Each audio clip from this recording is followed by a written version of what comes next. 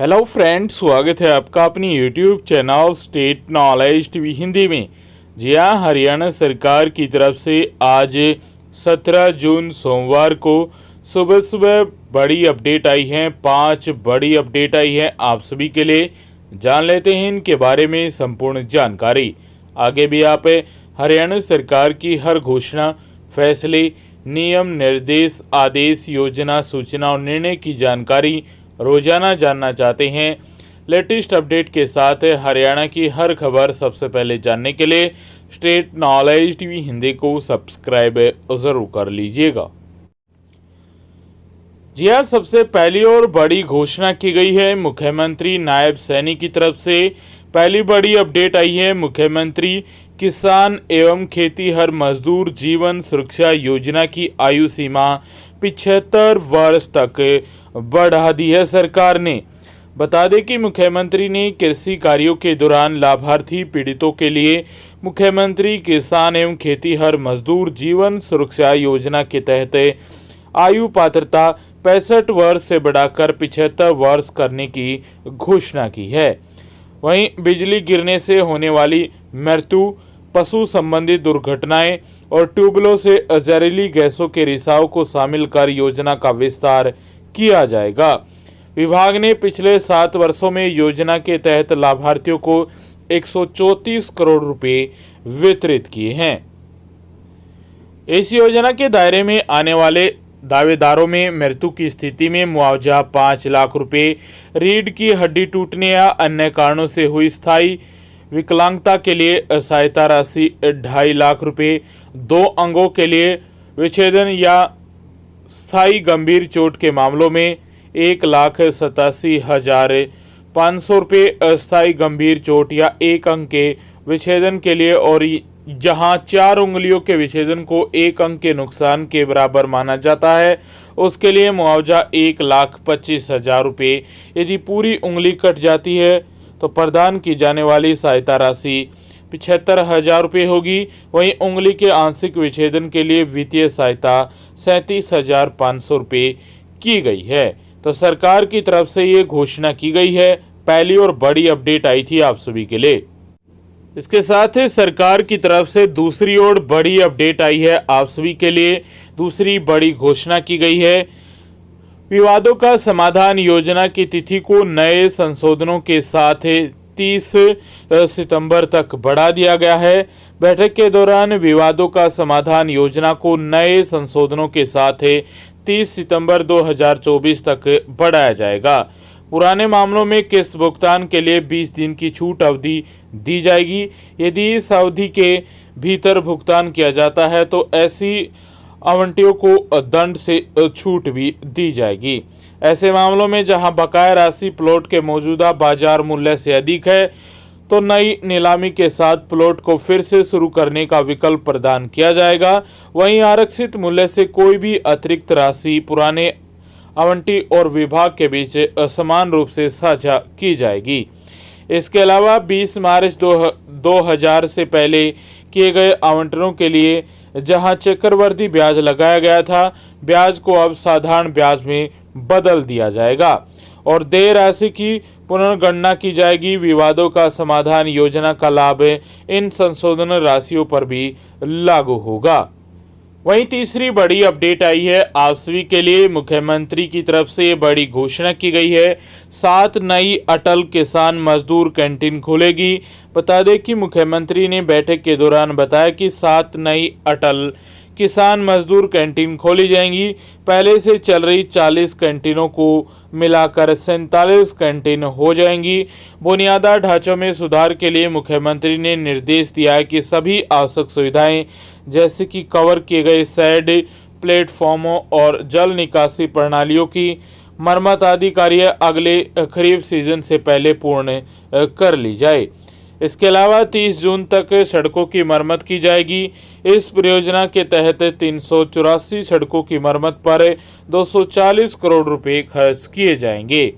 इसी तरह से 702 किलोमीटर तक की लंबी 284 सड़कों पर 353 करोड़ रुपए खर्च किए जाएंगे। तो ये तीसरी बड़ी अपडेट आई थी सरकार की तरफ से आप सभी के लिए। वहीं सरकार की तरफ से हरियाणा के मुख्यमंत्री श्री नायब सिंह सैनी की तरफ से ये चौथी बड़ी अपडेट आई है। हरियाणा के मुख्यमंत्री श्री नायब सिंह सैनी ने घोषणा करते हुए कहा कि पिंजौर में सेब, फल और सब्जी मंडी 15 जुलाई 2024 को चालू हो जाएगी। सेब बेचने के लिए मंडी में सभी बुनियादी सुविधाएं 15 जुलाई से पहले उपलब्ध कराई जाएंगी, जिससे विक्रेताओं को अधिक जगह मिल पाएगी। मुख्यमंत्री श्री नायब सैनी ने कहा कि हरियाणा राज्य कृषि विपणन बोर्ड के अधिकारियों के साथ एक बैठक की अध्यक्षता करते हुए राज्य भर में कृषि बाजारों को चलाने की दक्षता और बुनियादी ढांचे को बढ़ाने के लिए महत्वपूर्ण निर्देश भी जारी किए हैं। तो ये चौथी अपडेट थी आप सभी के लिए। अब जान लेते हैं पांचवी अपडेट के बारे में। जी हाँ, पांचवी अपडेट में कई खबरें हैं आप सभी के लिए। पहली अपडेट आई है मोस्ट अर्जेंट में, ये अपडेट है आप सभी के लिए। यदि आप सरकारी कर्मचारी हैं और छुट्टी वाले दिन भी सरकार आपको काम पर बुलाती है तो सरकार उस दिन के लिए आपको पे करने वाली है, यानी वेजेस आपको मिलेगा। उस दिन के लिए आपको जो भी आपकी एक दिन की सैलरी बनती है या दिहाड़ी मजदूरी जो भी मिलती है वो आपको मिलने वाली है। इसको लेकर आप सभी के लिए बड़ी अपडेट आई है। चाहे आप किसी भी हरियाणा के department, board, corporation, municipal bodies किसी में भी काम करते हैं जो हरियाणा गवर्नमेंट के तहत आते हैं, और यदि आपकी उस दिन आपकी सरकारी छुट्टी है या हॉलीडे है तो उस दिन यदि आपको काम के लिए बुलाया जाता है तो सरकार उसके लिए पे करेगी या पे करना होगा। तो ये बड़ी अपडेट आई थी, इसके लिए लेटर है वो जारी किया गया है। बड़ी अपडेट थी आप सभी के लिए। पांचवी अपडेट में पहली बड़ी खबर थी। वही पांचवी अपडेट में दूसरी बड़ी खबर आई है। पांचवी अपडेट ये आई है बहादुरगढ़ से। बता दें कि नई वैध कॉलोनियों में रहने वाले लोगों को मूलभूत सुविधाएं उपलब्ध करवाने के लिए सरकार ने ग्रांट जारी कर दी है। बहादुरगढ़ की 7 कॉलोनियों में रहने वाले लोगों को काफ़ी सुविधा मिलने वाली है। शहर की 7 नई वैध कॉलोनियों के लिए सरकार ने 9 करोड़ 29 लाख रुपए की जो राशि है वो मंजूर कर दी गई है। विकास कार्यों के लिए राशि जारी होते ही नगर परिषद के अधिकारी विकास कार्यों के टेंडर लगाने की प्रक्रिया में जुट गए हैं। हरियाणा सरकार ने बहादुरगढ़ शहर की कई कॉलोनियों को वैध कर दिया था, जिसके बाद अब इन कॉलोनियों में रहने वाले लोगों को मूलभूत सुविधाएं जैसे कि पीने का पानी, सीवरेज पाइपलाइन, पक्की गलियां बनाने के लिए सरकार ने ग्रांट भी जारी कर दी है।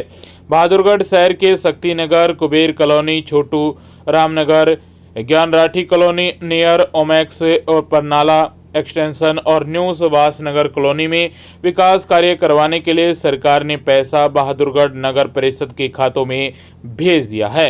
नगर परिषद के कार्यकारी अधिकारी संजय रोयला ने बताया कि सरकार ने प्रथम चरण में 9 करोड़ 29 लाख रुपए की राशि है वो जारी की गई है। विकास कार्यों के लिए टेंडर प्रक्रिया शुरू कर दी गई है। जल्द ही टेंडर लगने के बाद यहां विकास कार्य शुरू हो जाएंगे। तो पांचवी अपडेट में ये बड़ी खबर आई थी आप सभी के लिए। वही पांचवी अपडेट में आखिरी और बड़ी अपडेट आई है आप सभी के लिए। राजकीय स्कूलों के छात्रों के लिए ग्रीष्मकालीन छुट्टियों में मनाली की वादियों में ट्रैकिंग के साथ रिवर और वैली क्रॉसिंग की साहसिक गतिविधियों में हिस्सा लेंगे। बता दें कि हिमाचल प्रदेश के मनाली में 19 जून से समर एडवेंचर कैंप शुरू होंगे। प्रदेश भर के स्कूली बच्चे 3 बैच में साहसिक शिविर में सांस्कृतिक कार्यक्रमों की प्रस्तुति देंगे। बता दें कि हरियाणा स्कूल शिक्षा परियोजना परिषद की ओर से सभी जिला शिक्षा अधिकारी, सभी जिला प्रोजेक्ट समन्वयक, समग्र शिक्षा बीओ को पत्र लिखकर राजकीय स्कूलों के 9वीं से 12वीं कक्षा के छात्रों और शिक्षकों का चयन करने के निर्देश दिए गए हैं। वहीं मनाली में 19 जून से लेकर 5 जुलाई तक 3 बैचों में समर एडवेंचर कैंप का आयोजन किया जाएगा। तो आप सभी के लिए, यदि आप सरकारी स्कूलों में पढ़ रहे हैं, 9वीं से 12वीं तक के बच्चे हैं आप, तो आप सभी के लिए बड़ी अपडेट आई है समर एडवेंचर कैंप में भाग लेने को लेकर। तो बड़ी अपडेट थी ये, पांचवी अपडेट थी और आखिरी खबर थी आप सभी के लिए। आगे भी आप हरियाणा की हर खबर जानना चाहते हैं, हरियाणा सरकार की हर घोषणा, फैसले, नियम, निर्देश, आदेश, योजना, सूचना और निर्णय की जानकारी रोजाना जानने के लिए स्टेट नॉलेज टीवी हिंदी को सब्सक्राइब जरूर कर लीजिएगा।